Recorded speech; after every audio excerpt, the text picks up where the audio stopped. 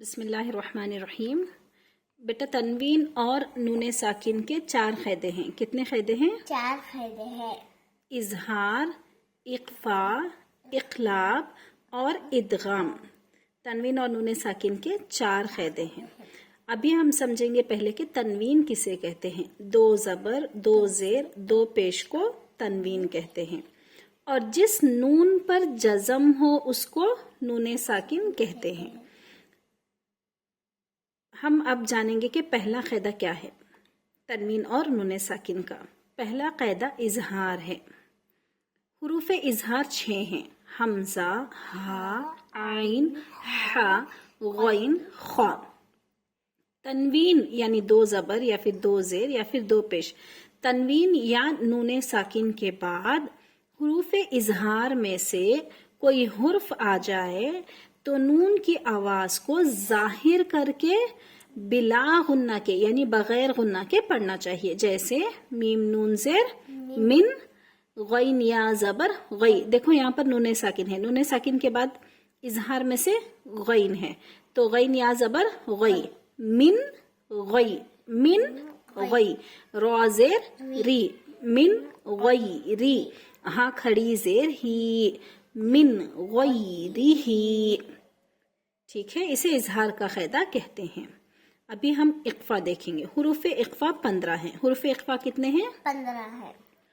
تا، ثا، جیم، دال، ذال، زا، سین، شین، صاد، ضاد، طوا، ظا، فا، قاف، کاف۔ تنوین یعنی 2 زبر، 2 زیر، 2 پیش کے بعد یا پھر نون ساکن کے بعد حروف اقفا میں سے اگر کوئی ایک حرف آ جائے تو نون کی آواز کو ناک میں چھپا کر بغیر غننے کے پڑھنا چاہیے، جیسے حمزہ نون زبر ان، تا زبر تا۔ ہم یہاں پر انتا نہیں پڑھیں گے، ہمیں یہاں پر نون کی آواز کو ناک میں چھپانا ہے، تو انتا۔ ہماری زبان کو ہمیں نہ اوپر لگانا چاہیے، اوپر کے دانتوں کو، نہ نیچے۔ ہماری زبان کو سینٹر میں رکھ کر نون کی آواز کو ناک میں لینا ہے۔ انتا منذرو، میم نون پیش من، من ہوا، لیکن ہم یہاں پر منذرو نہیں پڑھیں گے، منذرو، کیونکہ حروف اقفا میں سے ذال ہے۔ میم نون پیش من، ذال زیر زی، منذی، را پیش رو، منذرو۔ اور حروف اخفا جب ہم پڑھیں گے تو ہمیں نون کی آواز کو ناک میں چھپا کر رکھنا ہے، اس بات کا ہمیں خاص خیال رکھنا ہے۔ ٹھیک ہے، حروف تنوین کا جو ہے تیسرا قاعدہ اقلاب ہے۔ اقلاب کا صرف ایک حرف ہے، با۔ تنوین یعنی 2 زبر، 2 زیر، 2 پیش کے بعد یا پھر نون ساکن کے بعد اگر کہیں پر با آ جائے تو نون کی آواز کو میم سے بدل کر پڑھنا چاہیے۔ اس کا سمپل قاعدہ ہے، نون کی آواز کو میم سے بدل کر پڑھنا چاہیے، جیسے کہ میم نون زبر من، با زبر با۔ ہم یہاں پر من با نہیں پڑھیں گے، نون کو میم سے بدل دیں گے۔ منبا، خا زیر خی، منبخی، لام زبر لا، منبخی لا۔ ٹھیک ہے، حروف یعنی تنوین اور نون ساکن کا چوتھا قاعدہ ہے ادغام۔ حروف ادغام ٹوٹل 6 ہیں: یا، را، میم، لام، واو، نون۔ ٹھیک ہے، ادغام کے 2 قسمیں ہیں۔ ادغام کی کتنے قسمیں ہیں؟ 2 قسمیں ہیں، ایک ادغام مال غنہ، ایک ادغام بلا غنہ۔ ادغام مال غنہ، مال غنہ کا مطلب ہے غنے کے ساتھ ادا کرنا چاہیے اس حرف کو۔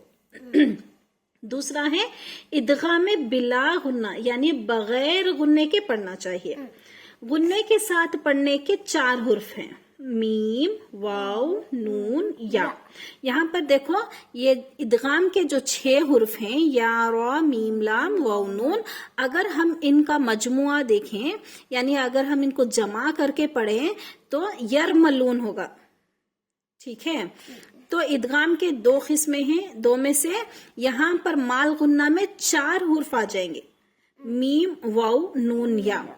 تنوین یعنی 2 زبر، 2 زیر، 2 پیش اور نون ساکن میں سے اگر تنوین یا نون ساکن کے بعد اگر میم یا پھر واو یا پھر نون یا پھر یا آ جائے تو ہمیں غنے کے ساتھ پڑھنا چاہیے۔ یہاں پر دیکھو حمزہ، یہاں پر نون پر جزم ہے، ہم نون کو نہیں پڑھیں گے، حمزہ یا زبر عین، نون کی آواز کو ہمیں ناک میں لینا ہے، عین، یا حمزہ پیش یو، عین یو، تا کھڑا زبر تا، عین یو تا۔ ٹھیک اسی طریقے سے اگر ہم واو کو دیکھیں گے تو حمزہ واو زیر یوں، واو زبر وا، یوں و، ہا زبر ہا، یوں و ہا، با تا زبر بت، یوں و ہا بت۔ ٹھیک ہے، اسے ادغام مال غنہ کہتے ہیں۔